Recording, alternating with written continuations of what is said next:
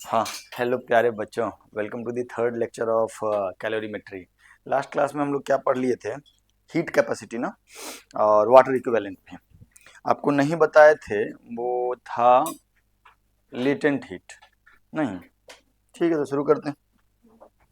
आइए शुरू करते हैं।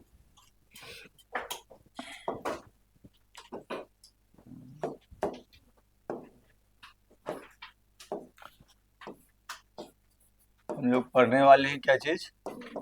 Latent heat. लेटेंट हीट को हिंदी में क्या बोलते हैं पता है? गुप्त ऊष्मा। हिंदी वर्ड क्यों बोले हैं?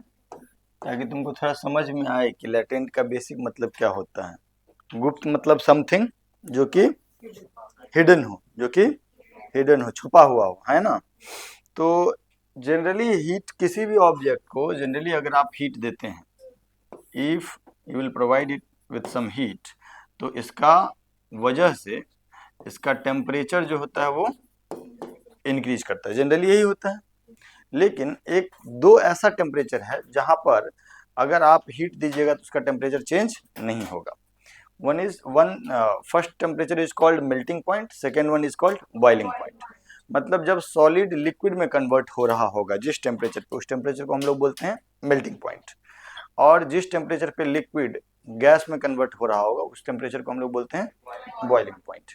तो अगर कोई ऑब्जेक्ट मेल्टिंग पॉइंट या बॉइलिंग पॉइंट पे पहुंच चुका है, उस समय पे अगर उसको आप हीट दीजिएगा तो तब तक उसका ये नहीं बदलेगा, टेम्परेचर नहीं बदलेगा जब तक कि ऑब्जेक्ट कंप्लीटली मेल्ट ना हो चुका हो, सॉलिड से लिक्विड में कन्वर्ट ना हो चुका हो। सिमिलर बात बॉइलिंग पॉइंट पे भी होगा। तो सिमिलर चीज होगा बॉइलिंग पॉइंट पे भी। अच्छा, पहले पहले मेल्टिंग पॉइंट वाला बात कर लेते हैं। मान लीजिए कि हमारे पास कुछ आइस क्यूब्स हैं, ठीक है।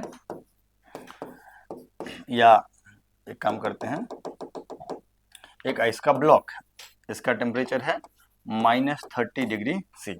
इसको हीट देंगे तो इसका टेम्परेचर बढ़ना शुरू होगा।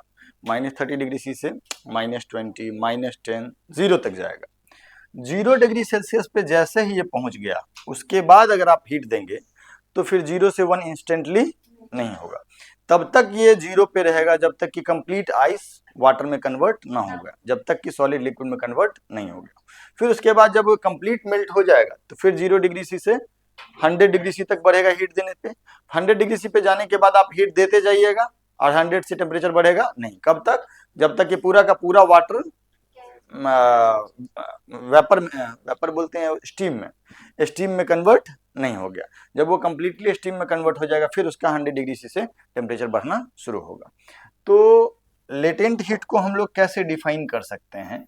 Latent heat is the heat, मतलब ये छुपा हुआ हुआ है ना। मतलब आप हीट दे रहे हैं लेकिन उसकी वजह से आपको प्रभाव टेम्परेचर चेंज में नहीं दिख रहा है बल्कि फेज चेंज में दिख रहा है। तो जब ऑब्जेक्ट का फेज चेंज हो रहा होगा तो 1 kg ऑब्जेक्ट के फेज चेंज में जितना हीट का जरूरत होगा that is called latent heat, ठीक है। फेज चेंज दो प्रकार से हो सकता है, सॉलिड से लिक्विड एंड लिक्विड से गैस। तो दो प्रकार का लेटेंट हीट होता है। एक होता है latent heat of fusion. Latent heat of fusion किसके लिए डिफाइन होगा? सॉलिड टू लिक्विड के लिए, ठीक है। ये किस टेम्परेचर पे होगा? 0 नहीं, एट मेल्टिंग पॉइंट। एट, जरूरी नहीं है कि हमेशा आइसी हो, एट मेल्टिंग पॉइंट, ठीक है सर। उस पे डिफाइंड होगा लेटेंट हीट ऑफ फ्यूजन। और एक दूसरा होगा क्या चीज? Latent heat of vaporisation. Latent heat of vaporisation जो होगा वो कब कहाँ होगा? At boiling point. और ये किसके लिए होगा? Liquid to gas, liquid to gas. इसको कैसे डिफाइन करेंगे सर? इसको कैसे डिफाइन करेंगे? Heat required to change 1 kg या to melt unit mass of solid into liquid at which temperature? At melting point. ठीक है सर, एसआई यूनिट क्या हो जाएगा इसका? एसआई यूनिट क्या हो जाएगा? Joule heat per unit mass, तो जूल पर केजी। और जो बाकी कुछ और यूनिट अगर यूज करेंगे तो अदर यूनिट इज कैलोरी पर ग्राम। Is that okay? एक हमको इसमें स्टैंडर्ड रिजल्ट है जो आपको रट्टा मार के याद रखना है। क्या? Latent heat of fusion, latent heat of fusion is fusion of ice is 80 calorie पर ग्राम। 80 कैलोरी पर ग्राम है latent heat of fusion of ice. What does it mean? इसका मतलब क्या हुआ बाबू कि अगर 1 ग्राम आइस को 0 डिग्री सेल्सियस पे मेल्ट कराना है आपको तो you require 80 calorie of heat. 80 calorie of heat. Is that okay? इसको अगर एसआई यूनिट में कन्वर्ट करना चाहो तो 80 कैलोरी को 80 इंटू 4.18 या 4.2 जूल कर देंगे, कैलोरी जूल में कन्वर्ट हो गया, और ग्राम को 10⁻³ kg कर देंगे। Is that okay? तो ये हो जाएगा 80 इंटू 4200 जूल पर kg। That is your latent heat of fusion in SI unit of ice. कोई दिक्कत, कोई कंफ्यूजन? क्या लेटेंट हीट ऑफ फ्यूजन सिर्फ आइस के लिए वैलिड है? नहीं, किसी भी सॉलिड के लिए वैलिड है। किसी भी सॉलिड का उसका मेल्टिंग पॉइंट पे 1 kg मास या यूनिट मास के को सॉलिड से लिक्विड में कन्वर्ट करने के लिए जितना हीट चाहिए, that heat is called latent heat of fusion. That okay? दूसरा है latent heat of vaporisation. Latent heat of vaporisation, तो इसके लिए क्या कहेंगे? Heat required to convert unit mass of an object from its liquid to gaseous phase at which temperature? At boiling point. At which temperature? At boiling point. इसमें भी एक standard result हम चाहेंगे कि आपको याद होना चाहिए। कौन सा? Latent heat of vaporisation of कितना होता है? बाप रे, तुम लोग कितने तेज हो यार, हम पढ़ाते नहीं हैं उससे पहले तुम लोग को सब कुछ मालूम है यार। ये बहुत स्लो है, गरीबी पूरा एकदम झलक रहा है। इसमें भी आता होगा उस सब का स्मार्ट बोर्ड सब। सबसे बढ़िया ब्रांड कौन सा है इसमें? सैमसंग। अच्छा, बहुत हैंग कर रहा है यार। तो क्या बोलेंगे हम लोग? Latent heat of vaporisation of water कितना होगा? 540 कैलोरी पर ग्राम। मतलब 1 ग्राम वाटर का टेम्परेचर कितना है? 100 डिग्री से। अब उस वाटर को स्टीम में कन्वर्ट करना है तो कितना हीट चाहिए आपको? 540 calorie, 540 calorie. Can I convert it into joule पर केजी? ऑब्वियसली 540 इंटू 4.2 जूल में हो गया, और नीचे में 10⁻³ kg। कैलकुलेशन कर लेंगे हम लोग, दैट इज 540 इंटू 4200 जूल पर kg। ठीक है सर, इसको लिख लीजिएगा। एल से जनरली डिनोट करते हैं, इसको हम लोग लिख देते हैं LF और इसको हम लोग लिख देते हैं LV। तो ये हो गया 540 इंटू 4200 जूल पर केजी। ये जो कैलोरी पर ग्राम वाला है, ये दोनों रिजल्ट याद रखिएगा। कई बार सवाल में नहीं देगा तो आप इसी डेटा को यूज कीजिएगा। सवाल में अगर कुछ और बोल दिया, लेटेंट हीट ऑफ फ्यूजन या वेपराइजेशन, कोई और डेटा दे दिया तो उसको यूज करेंगे। ठीक है सर, जल्दी लिख लीजिए। सुनिए मेरी बात, हमको एक ग्राफ बनाना है। Temperature T versus heat Q, मतलब किसी ऑब्जेक्ट को हीट देंगे तो उसके टेम्परेचर में परिवर्तन कैसे होगा, ये ग्राफ बनाना है हमको। ठीक, पहले अगर ऑब्जेक्ट सॉलिड फेज में है, ऑब्जेक्ट, तो जो भी Q देंगे वो ms डेल्टा टी के बराबर होगा, है ना। तो मान लीजिए कि टेम्परेचर ये T इनिशियल ही है, यहाँ पे T इनिशियल टेम्परेचर है। अगर इस डेल्टा टी को ये लिखेंगे तो क्या लिखेंगे, Q बराबर ms T final minus T initial, है ना, बोलो। ठीक, तो अब अगर हम यहाँ पे y वर्सेस x का कर्व कैसा आएगा, Q वर्सेस T का कर्व कैसा आएगा, स्ट्रेट लाइन आएगा। Q is equal to some constant into T minus some constant. अच्छा, ये वाला चीज को तो हम शुरुआत में ले ही लिए हैं यहाँ पर, है ना। तो यहाँ से जैसे जैसे हम हीट बढ़ाते जाएंगे टेम्परेचर बढ़ता जाएगा, यस और नो, बोलो। तो या इसको ऐसे लिख लो, Q plus ms T initial बराबर ms इंटू टी, है ना। तो T बराबर क्या हो जाएगा, T इनिशियल ms डिवाइड होगा प्लस Q बाई ms, यही होगा ना, बोलो। तो ये जो हो गया, ये T बराबर आपका इक्वेशन हो गया Q बाई मतलब sorry 1 by ms into Q plus T initial, yes और नो। तो ये चीज क्या है, ये वाला चीज स्लोप है और ये y इंटरसेप्ट है। तो y इंटरसेप्ट यहीं से हम बोल रहे हैं, ठीक है।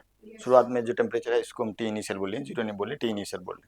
तो यहाँ से जैसे जैसे Q बढ़ेगा वैसे वैसे T बढ़ेगा, क्या सही कि गलत, ग्राफ कैसा आएगा, स्ट्रेट लाइन आएगा। ये स्थिति कब तक होगा, जब तक इसका मेल्टिंग पॉइंट नहीं आएगा। तो मान लो ऐसा, यहाँ पे जो टेम्परेचर है इसको हम लोग Tm बोल दे रहे हैं, इसको हम लोग Tm। तो ये कौन सा टेम्परेचर आ गया, मेल्टिंग पॉइंट आ गया। अब अगर हम हीट देते जाएंगे तो इसका टेम्परेचर बदलेगा क्या, नहीं बदलेगा, मतलब आप हीट देते जाइए लेकिन टेम्परेचर बदलेगा। ठीक, कब तक नहीं बदलेगा, जब तक जब तक पूरा का पूरा सॉलिड लिक्विड में करना, मतलब मेल्टिंग प्रोसेस कंप्लीट ना हो जाए। उसके बाद फिर यही चीज होगा, लेकिन यहाँ एस पहले जो था स्पेसिफिक हीट कैपेसिटी किसका था, सॉलिड फेज का, अब वो किसका हो जाएगा, और फिर टेम्परेचर बढ़ना शुरू होगा मेल्टिंग पॉइंट से, फिर ग्राफ ऐसे जाएगा, कहां तक जाएगा ये, कितना टेम्परेचर तक, बॉइलिंग पॉइंट तक। और बॉइलिंग पॉइंट के बाद फिर तुम हीट देते जाओगे, इसका टेम्परेचर बदलेगा नहीं बदलेगा, मतलब ऐसे आगे बढ़ते जाएगा, हीट दिए जा रहे हैं, टेम्परेचर बढ़ नहीं रहा। फिर उसके बाद क्या होगा, कंप्लीट वेपराइजेशन हो जाएगा, लिक्विड पूरा गैस में कन्वर्ट इस जगह पे। उसके बाद फिर से आप हीट देंगे तो टेम्परेचर बढ़ना शुरू होगा, है ना। इसमें दो तीन बात हम आपसे जानना चाहते हैं। पहली बात कि अगर मैं इसको θ1 बोल दूं, इस एंगल को θ1 बोल दूं, तो tan θ1 क्या होगा, इस लाइन का स्लोप, वो स्लोप क्या है 1 बाई ms। तो tan θ1 is equal to 1 by m into s, कौन सा, स्पेसिफिक हीट कैपेसिटी किस फेज का, क्या इस बात से आप सब लोग एग्री करते हैं, बोलो। अच्छा, अगर हम इस एंगल को θ2 बोल दें तो tan θ2 क्या होगा 1 बाई m इंटू s कौन सा, लिक्विड फेज का, यस और ये m इंटू s का एक और नाम है हीट कैपेसिटी, क्या नाम है ना। तो तुम कह सकते हो कि 1 अपॉन हीट कैपेसिटी है, ठीक है सर, कोई दिक्कत कोई परेशानी। अब हमको अच्छा, फिर सिमिलरली अगर हम इस एंगल को θ3 बोल दे तो tan θ3 क्या होगा, 1/m into specific heat capacity किस फेज का, गैसियस फेज का। Is that okay? कोई दिक्कत, कोई परेशानी? पक्का? सुनना मेरी बात। हमको एक बात बताओ, line number 1, line number 2, line number 3, जिसका स्लोप ज्यादा उसका हीट कैपेसिटी कम, जिसका स्लोप ज्यादा इस तीनों में उसका हीट कैपेसिटी कम। tan थीटा ज्यादा तो हीट कैपेसिटी कम, क्योंकि tan theta equal to 1 upon heat capacity m into S, और m तो तीनों फेज में बराबर ही है। तो जिसका tan थीटा ज्यादा, जिसका स्लोप ज्यादा, उसका स्पेसिफिक हीट कैपेसिटी भी कम। Is that okay? तो यहाँ पे हम लोग एक बात क्या लिख सकते हैं, more the slope lesser the specific heat capacity also, है ना। अगर मास के साथ छेड़छाड़ नहीं किए, ऑब्वियसली एक ही चीज को लगातार हीट कर रहे हैं, उसके मास के साथ कोई छेड़छाड़ नहीं किए, तो हम बोल सकते हैं कि ये जो tan थीटा ज्यादा होने से हीट कैपेसिटी कम होता है, या फिर स्पेसिफिक हीट कैपेसिटी भी कम होगा। और tan थीटा कम होगा तो स्पेसिफिक हीट कैपेसिटी ज्यादा होगा। कोई दिक्कत, कोई परेशानी? ठीक है। दूसरा, मान लीजिए इस लेंथ को हम लोग बोलते हैं x1 और इस लेंथ को हम लोग बोलते हैं x2। ये जो रीजन है सर, पिंक कलर यूज कर लेते हैं, है ना राजा।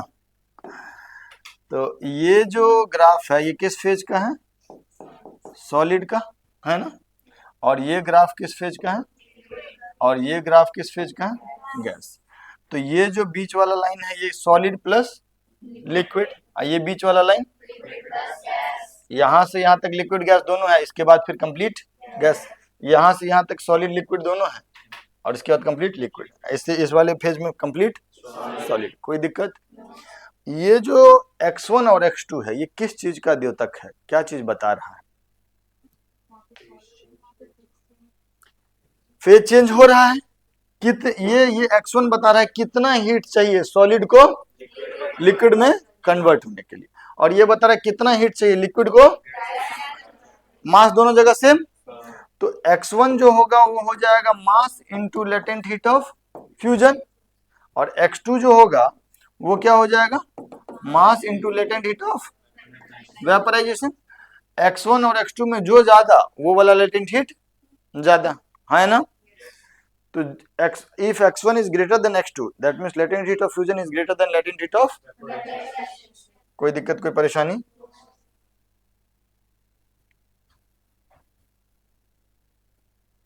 if x1 is greater than x2 then latent heat of fusion is greater than latent heat of, and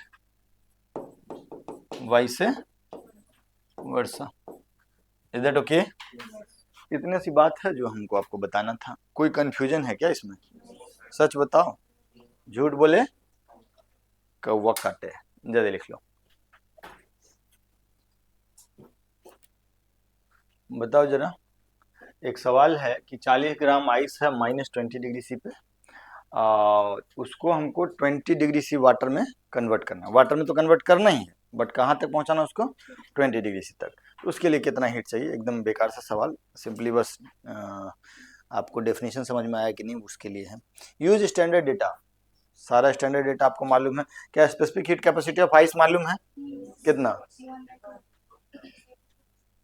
0.5 calorie पर ग्राम पर डिग्री सेल्सियस। मतलब 1 ग्राम आइस के टेम्परेचर को 1 डिग्री सेल्सियस से बढ़ाने के लिए 0.5 कैलोरी हीट चाहिए। फिर latent heat of fusion of ice जो है दैट इज 80 कैलोरी पर ग्राम, मतलब 1 ग्राम आइस को 0 डिग्री सेल्सियस पे मेल्ट करने के लिए 80 कैलोरी हीट चाहिए। लेटेंट हीट, उसके बाद specific heat capacity of water is 1 calorie पर ग्राम पर डिग्री सी, मतलब 1 ग्राम वाटर के टेम्परेचर को 1 डिग्री सी से बढ़ाने के लिए आपको कितना हीट चाहिए, 1 कैलोरी हीट चाहिए। थोड़ा बताइए, सिंपल कैलकुलेशन। आप ट्राई कर रहे हैं, ये तो बड़ा ही सरल सवाल हो गया। नहीं, क्या क्या चाहिए हमको, ये आइस है ना, कितना ग्राम आइस है? 40 ग्राम आइस। कितना डिग्री सी पे? -20 डिग्री सी पे है। इसको क्या करना है हमको?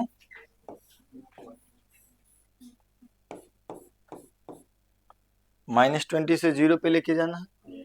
इसके लिए हम लोग को हीट चाहिए होगा according to the formula Q बराबर एम एस डेल्टा टी। तो कहाँ आ गया? आइस 0 डिग्री सी पे 40 ग्राम ही। कितना हीट चाहिए होगा इसके लिए? Q1 M S delta T. M कितना? 40। Specific heat capacity of ice 1/2 calorie में चल रहा है, मास ग्राम में, और ये भी कैलोरी पर ग्राम पर डिग्री सी है। और टेम्परेचर चेंज कितने का हो गया? 20 का। तो ये कितना हो गया बुआ? 400 क्या कैलोरी हो गया? Is that okay? फिर इसके बाद क्या करना है?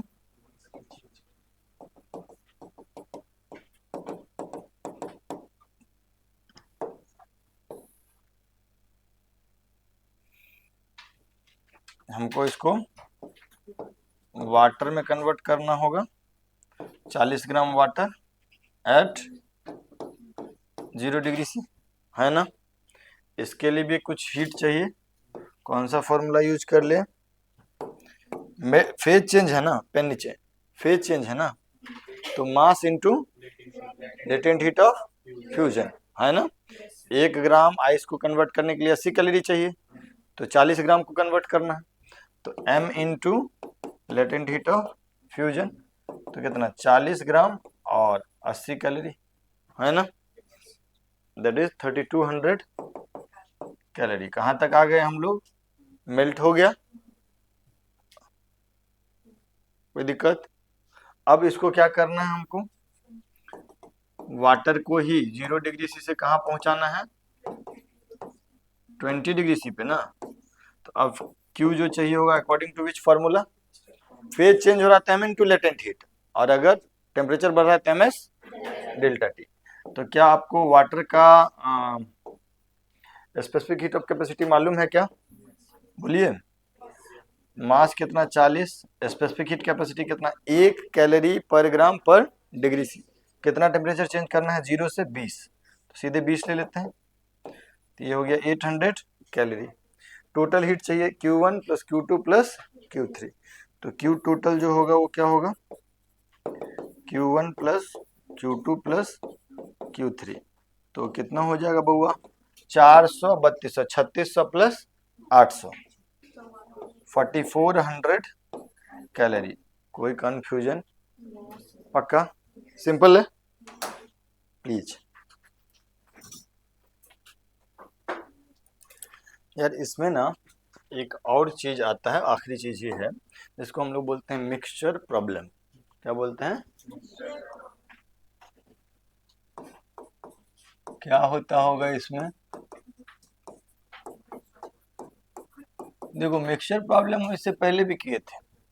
जैसे वाटर के 2 सैंपल को, एक 10 डिग्री सी पे था, एक 80 डिग्री सी पे था, दोनों को मिला दिया, फाइनल टेम्परेचर पूछे, लॉ ऑफ कैलोरीमेट्री में। दैट इज सिंपल, क्योंकि उसमें क्या था कि दोनों का दोनों ही किस फेज में था?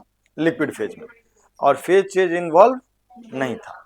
लेकिन ऐसा भी तो हो सकता है कि कुछ आइस हो और कुछ वाटर हो, दोनों को मिलाएं, तो दोनों को मिलाने के बाद जो कॉमन टेम्परेचर आएगा, फाइनल टेम्परेचर आएगा, वो 0 डिग्री सी से नीचे भी हो सकता है, 0 डिग्री सी से ऊपर भी हो सकता है। उसमें फेज चेंज तो इन्वॉल्व होगा ना, आइस का वाटर में या वाटर का आइस में, हो सकता है। तो इस तरह के सवालों को कैसे करें, वही हम लोग डिस्कस करने जा रहे हैं। सवाल से ही समझ पाएंगे। जैसे हम आपको बोल दिए कि 10 gram ice at -10 degree C is mixed with 40 gram water, 40 gram water at 30 degree C. कौन है?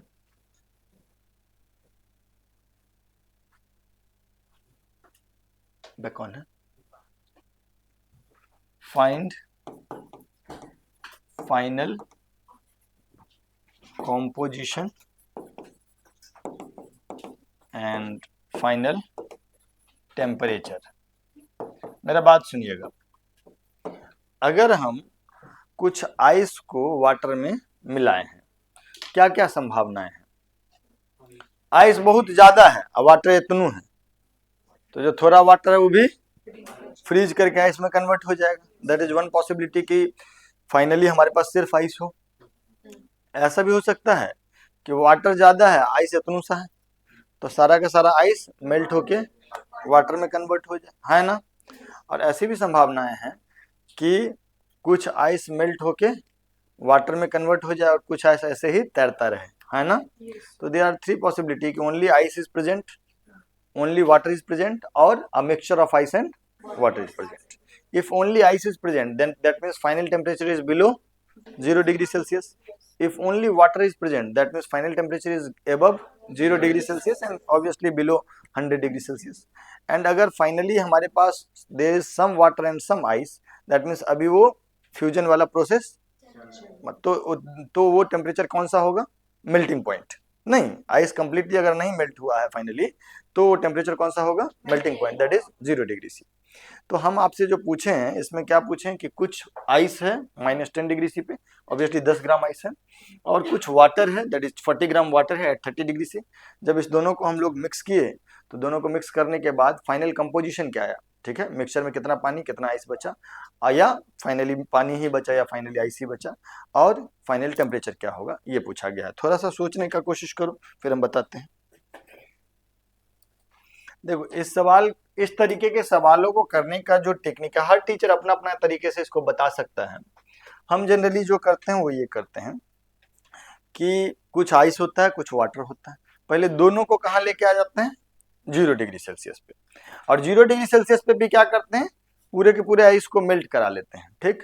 और फिर हम देखते हैं कि पूरा आइस को मेल्ट करा के 0 डिग्री सेल्सियस तक पानी में पहुंचाने में कितना हीट चाहिए, और जो वाटर ऑलरेडी था उसका टेम्परेचर जो घटा है उसमें उसने कितना हीट रिलीज किया, और फिर उसके बाद देखते हैं कि हीट जो रिलीज किया है वो ज़्यादा है या जो हीट रिक्वायर्ड है वो ज़्यादा है, और फिर उसको कंपेयर करके हम final composition and final temperature बता पाते हैं। आप पूरा ध्यान से देखिएगा, लिखने का कोई ज़रूरत नहीं है, अभी हम आपको लिखने का पूरा मौका देंगे।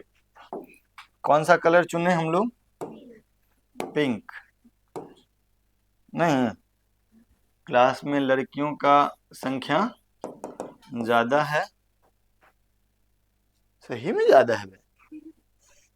कुछ लोग तो लड़के भी जो हैं क्लीन शेव करके आए हुए तो ठीक है, इसीलिए हम लोग पिंक चुन रहे हैं। ओके,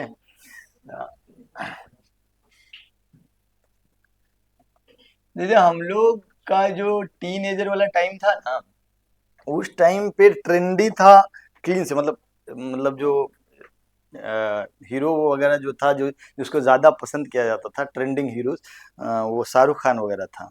तो शाहरुख खान उस टाइम पे क्लीन शेव ही रहता था, आजकल थोड़ा दूसरा लुक हो गया। तो उस समय लड़का लोग भी वैसे ही रहता था, पूरा एकदम क्लीन शेव्ड, ये सारे हीरो लोग भी वैसे ही। फिर उसके बाद ज़माना बदला, अब तो देखते हैं कि जो जितना हमसे जूनियर है वो सब भी हमसे सीनियर लगते रहता है, जो बड़ा बड़ा दाढ़ी रखे रहता है। नहीं, रोशन sir Baba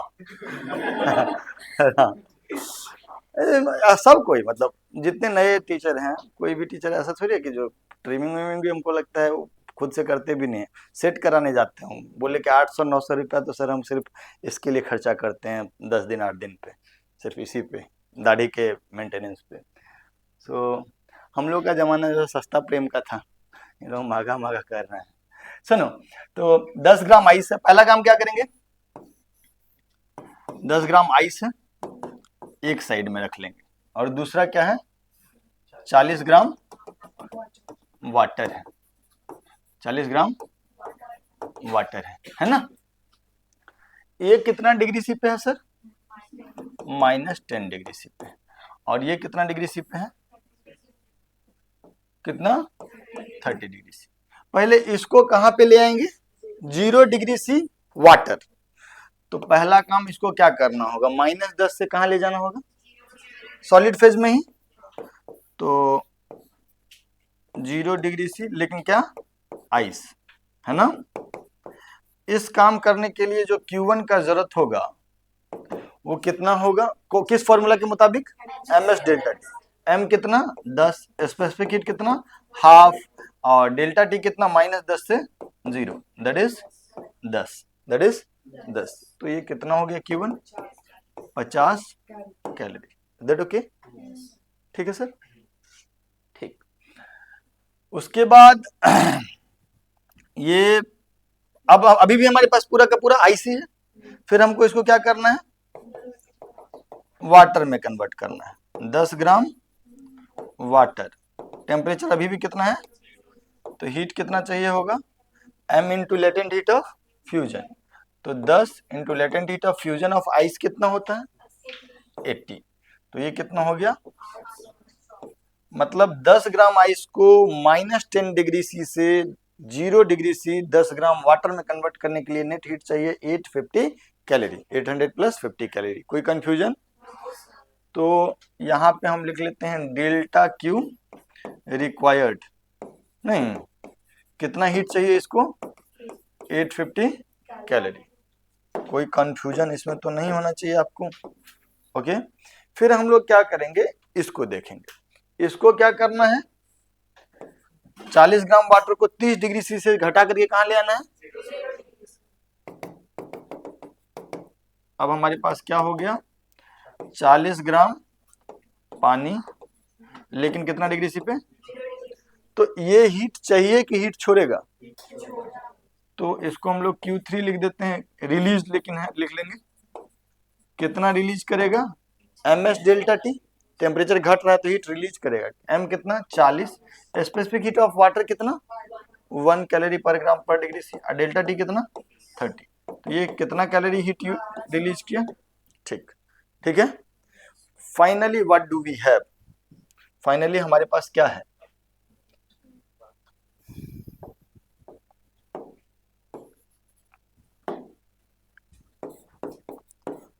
finally we have, क्या है हमारे पास फाइनली, 10 ग्राम वाटर और ये मतलब 50 ग्राम एट प्लस, इतना तो है ही, इतना तो जरूरत है हमको 850 कैलोरी का, और हीट रिलीज हुआ, तो हीट ज्यादा है कि हीट कम है, ज्यादा है। अगर हीट ज्यादा होगा तो उसको बोलेंगे डेल्टा क्यू एक्सेस, और अगर कम होगा तो बोलेंगे डेल्टा क्यू डेफिशिएंट। दोनों प्रकार का सवाल भी कराएंगे। अभी चलो हमको ये बता दीजिए कि अगर मैं आपसे ये पूछ दूं delta Q excess, delta Q excess is how much, 1200 minus 850 है ना, तो ये कितना हो गया 350 कैलोरी हीट चाहिए, नहीं कितना हीट चाहिए एक्सेस, नहीं कितना हीट मिला एक्सेस 350, इतना मिला, इतना यूज हो गया, तो बच गया कितना हमारे पास 350 कैलोरी।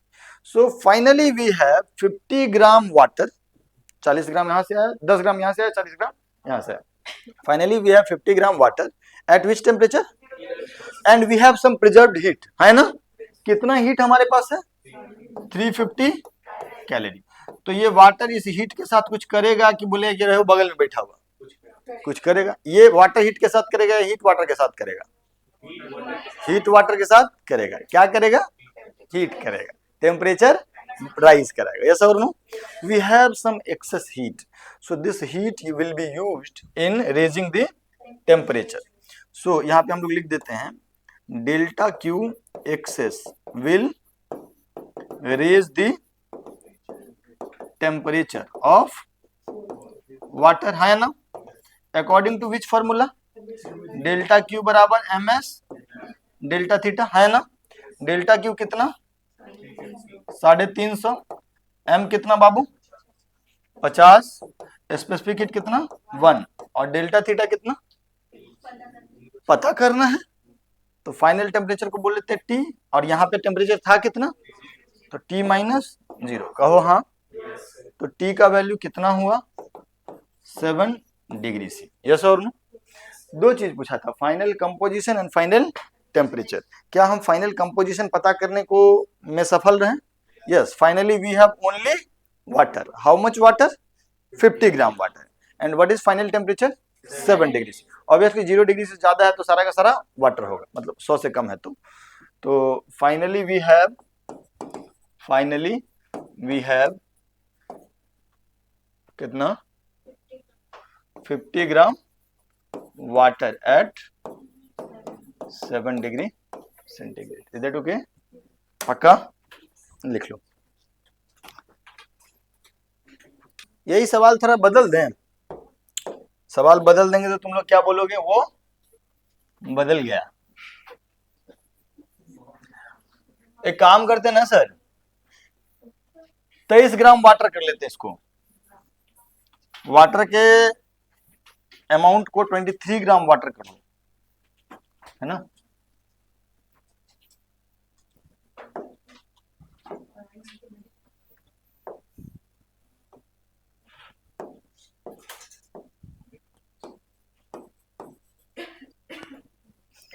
आइस उतना ही है।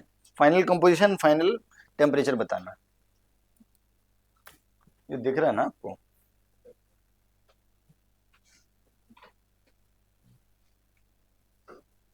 सॉल्व कीजिए।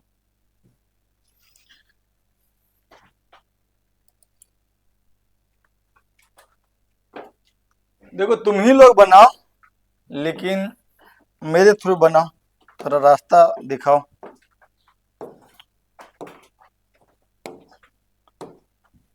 अर्जुन, हम गरीबों को रास्ता दिखाओ सक्सेस का। हाँ, बता, what should we do?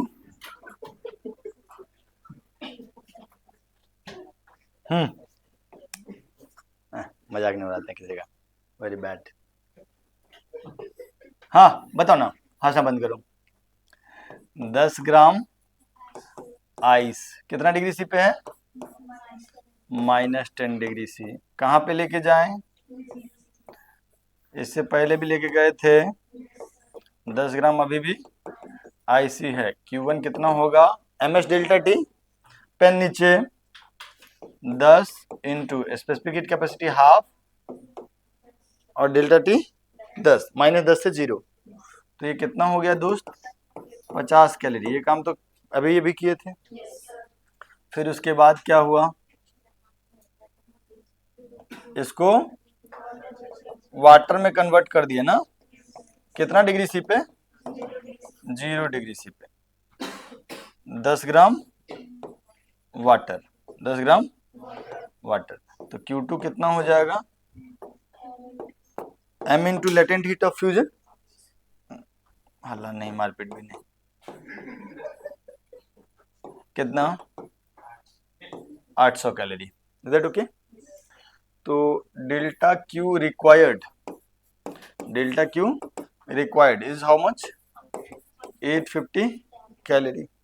Finally हमारे पास इधर कितना है? 23 ग्राम वाटर। कितना डिग्री सी पे? कितना डिग्री सी पे? 30 डिग्री सी पे। इसके टेम्परेचर को कम करना है ना, 0 पे लाना है ना, तो लेके आ जाते हैं। क्या हो गया हमारे पास फाइनली? 0 डिग्री सी पे क्या चीज? 23 ग्राम वाटर। हीट जरूरत होगा, मतलब हीट रिक्वायर्ड की हीट रिलीज करेगा, तो Q3 रिलीज ना बेटा। Q3 रिलीज कितना होगा? MS डेल्टा टी से। M कितना? 23, specific heat capacity 1, delta T कितना? 30, है ना? So that is 690 calorie. That okay? ठीक। अब यार अगर तुम देखोगे तो फाइनली हमारे पास कितना वाटर हो गया? 23 प्लस 10 क्या क्या? अच्छा, 33 ग्राम वाटर हो गया। कितने पे? 0 डिग्री सी पे। लेकिन यहाँ 690 कैलोरी हीट रिलीज हुआ और जरूरत कितने का था? क्या जरूरत पूरा होगा? तो there is an excess of heat और deficiency of heat. There is a deficiency of heat. तो फाइनली हम क्या लिखे, सो बताओ फाइनली क्या है मेरे पास? हाँ, क्या बोलेंगे? Finally we have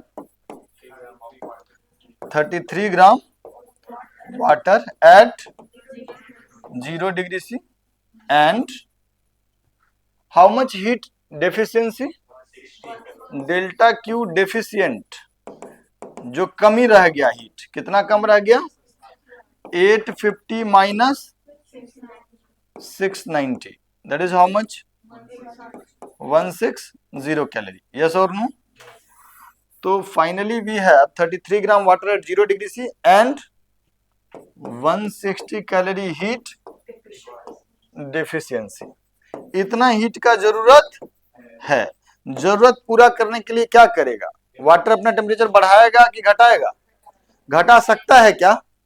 0 degree C पे है, पहले तो इसको वाटर, भाई पहले तो वाटर को आइस में कन्वर्ट होना पड़ेगा, तब टेम्परेचर घटेगा। तो एक काम करते हैं, हम देखते हैं कि इस डेफिशिएंसी को पूरा करने के लिए कितना वाटर को आइस में कन्वर्ट होने का जरूरत है। कितना वाटर को आइस में कन्वर्ट होने का जरूरत, कितना वाटर को आइस में कन्वर्ट होने का जरूरत है?